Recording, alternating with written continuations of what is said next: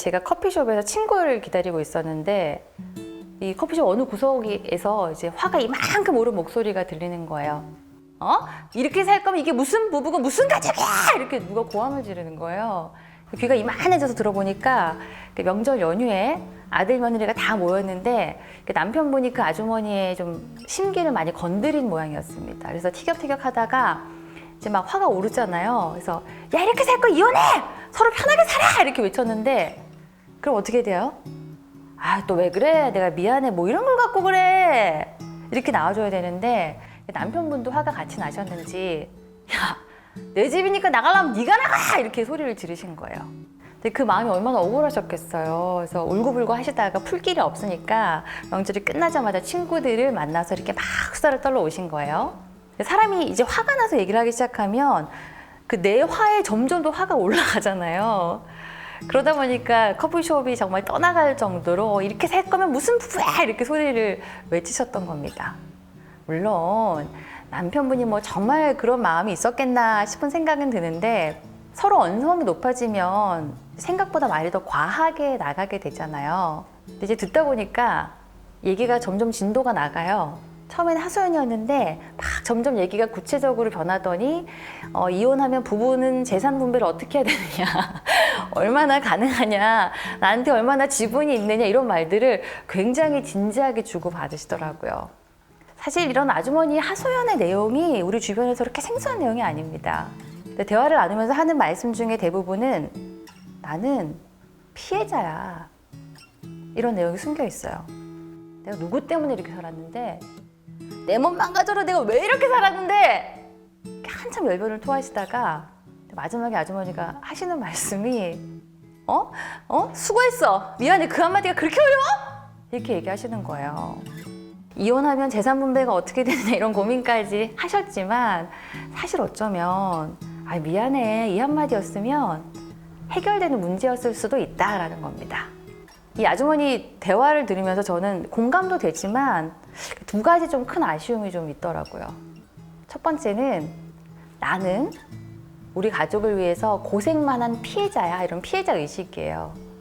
내가 누구 때문에 이 고생을 하는데 하면서 이렇게 눈물 콧물 흘렸던 이런 이야기들이 집집마다 있을 겁니다. 가족을 위해서 참고 희생하는 게 내 사랑의 표현이야 이렇게 생각하면서 지내왔는데 그게 어느 순간 상대방에게 인정받지 못했다 이런 생각이 들면 욱하고 뭔가 억울함이 올라오는 거죠. 근데 피해자가 있으면 가해자가 있다는 얘기잖아요. 근데 부부 사이에는 가해자가 없어요. 너만 피해자냐, 나도 피해자다 이렇게 서로가 주장하거든요. 그럼 너만 고생이냐, 나도 고생했다 이런 식으로 대화가 이어지게 됩니다. 나를 희생하고 상대방에게 집중해 주는 것이 사랑이야 이렇게 생각할 수 있죠. 근데 오히려 그게 상대방을 더 불편하게 만들 수도 있어요. 배려라는 좋은 말도 과한 건 좋지가 않죠. 이런 경우에 상대방을 막 탓하기 이전에 내가 혹시 과도하게 상대방을 배려한답시고 그런 행동을 했던 건 아닌가? 이렇게 나를 좀 돌아볼 시간이 필요한데 그렇게 말씀드리면은 내가 너한테 왜 왔는데? 잘못한 게 그 인간인데 왜 내가 그래야 돼? 하고 더 발끈하세요. 내가 뭐 너한테 왜 이런 얘기를 들어야 돼? 막 이렇게 더 화가 나시는 거죠.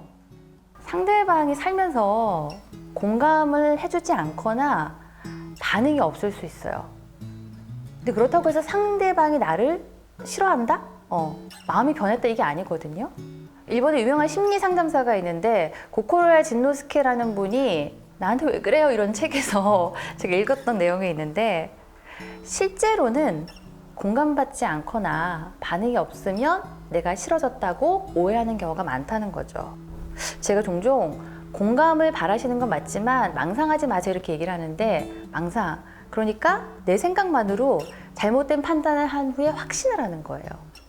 공감받지 않을 수는 있지만 그걸로 나를 피해자로 스스로 만들 수가 있습니다. 물론 남편이나 혹은 아내가 편한 사람이다 보니까 뭐 정답은 아니겠지만 굳이 말하지 않을 수 있죠. 근데 원하는 반응이 나오지 않았다고 해서 내가 이 사람한테 인정받지 못하고 있어, 부정받고 있어, 이런 망상을 갖지 않는 거, 이건 사실 상대가 아닌 나를 위해서 굉장히 필요하거든요.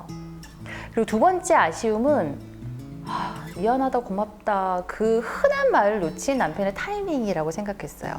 어쩌면 타이밍 이전에 그렇게 흔한 그 말이 안 하다 보니까 부부 사이에서 아내나 남편에게 이제는 어려운 말이 될 가능성이 높습니다. 흔히 우리가 미사고 얘기하잖아요. 미안하다, 사랑한다, 고맙다. 이 말은 부부 사이에 아무리 넘쳐도 모자라지 않은 말이에요. 저 얼마 전에 아침에 라디오를 듣다가 한 이혼 전문 변호사가 나와서 인터뷰를 하는 내용을 들었습니다. 진행자가 물어봤어요. 이혼을 마음 먹었는데요. 다시 혼인으로 가는, 그러니까 혼인을 유지하겠다라는 쪽으로 선택하는 분들이 주로 어떤 이유 때문에 그렇게 마음이 다시 변하나요? 라고 물었더니 이혼 전문 변호사께서 말씀하십니다. 중간에 조정위원님이나 또 가사 조정하시는 분들한테 사실은 내가 아내에게, 사실은 내가 남편에게 이런 부분은 참 미안했어요. 이런 얘기를 전달받거든요.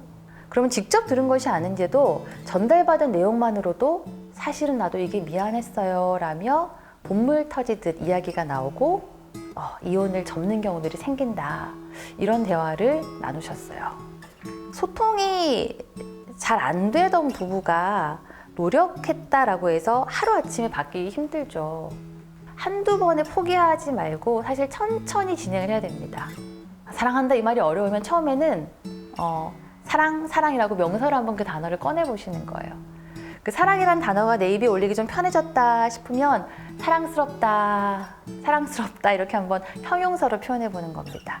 이게 좀 익숙해지면 마지막으로 사랑한다 라고 동사로 이야기 한번 말해보는 버릇, 습관을 한번 들여보세요. 단어에서 형용사 그리고 동사로 대화를 변화시켜가는 노력을 마치 처음에 그 사람과 사랑에 빠졌을 때 처음부터 사랑합니다 이게 잘 안 나오잖아요. 사랑한다 연습하다가 사랑합니다 라는 말이 어느 순간 익숙해지는데요.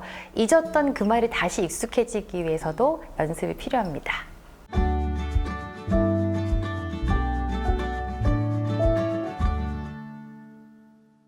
부부잖아요. 나와 너 따로 있는 거 아니잖아요. 남편과 아내가 함께 만나서 부부가 완성이 되죠. 자, 이 부부간의 안전거리를 잘 지키기 위한 안전수칙 3가지를 말씀드렸는데요. 이 3가지가 잘 내 것이 되기 위해서는 먼저 선행되어야 될 게 또 3가지가 있습니다. 이건 굉장히 쉬워요. 먼저 관계를 위해서 나를 한번 들여다보는 겁니다. 2번째, 상대방을 위해서 내가 먼저 변해보는 거예요. 여기까지는 다들 하시거든요. 제일 중요한 3번째, 나는 변했는데 너 왜 바로 안 변해? 나 이렇게 마른 행동이 많았는데 너 왜 같이 안 변해? 이렇게 상대방에게 종용하지 않는 것, 재촉하지 않는 것, 이게 참 중요한 것 같아요. 얼마 전에 이제 요즘 엄청 대세죠. 가수 영탁 씨가 노래로 고민하는 후배가 찾아왔어요. 그래서 원포인트 레슨을 해줬습니다. 그 내용이 이제 방송에 나온 적이 있었는데 3가지를 지적하더라고요. 첫 번째는 어미마다 끄듬을 처리하는 바이브레이션이 다 같다. 패턴이 같으면 노래가 지루해진다. 2번째는 호흡인데 그 노래를 호흡으로 하지만 노래 사이사이마다 그 호흡 소리가 다 그대로 전달이 되면 관객이 노래를 듣기가 힘들다. 그 3번째는 슬픈 노래를 할 때는 옹으로 노래하라라는 건데 심각한 가사의 노래인데 정확하게 부르겠다고 입꼬리를 올리면 그 노래의 가사와 노래를 전달하는 감정이 일치하지 않는다는 거죠. 그래서 기쁠 때는 입을 찢고 슬픈 노래를 할 때는 옹으로 입을 만들어라. 이렇게 3가지를 얘기했습니다. 이걸 보면서 저는 맞아. 부부 사이도 사실 이 원포인트 노래 레슨과 크게 다르지 않구나라고 생각했는데 먼저 첫 번째, 같은 패턴으로 말하지 말라는 거예요. 우리 부부 대화 어떤가요? 늘 같은 패턴의 대화, 늘 같은 패턴의 리액션이 어느 순간 반복되고 있을 수 있거든요. 아침에 일어나서 막 음식하고 준비하고 이렇게 눈 마주칠 시간도 없이 부랴부랴 아침을 맞았다면 그냥 아침에 일어났을 때 잘 잤어? 이렇게 아주 짧은 인사말이 하나 덧붙여지는 것만으로 아침이 달라질 수가 있습니다.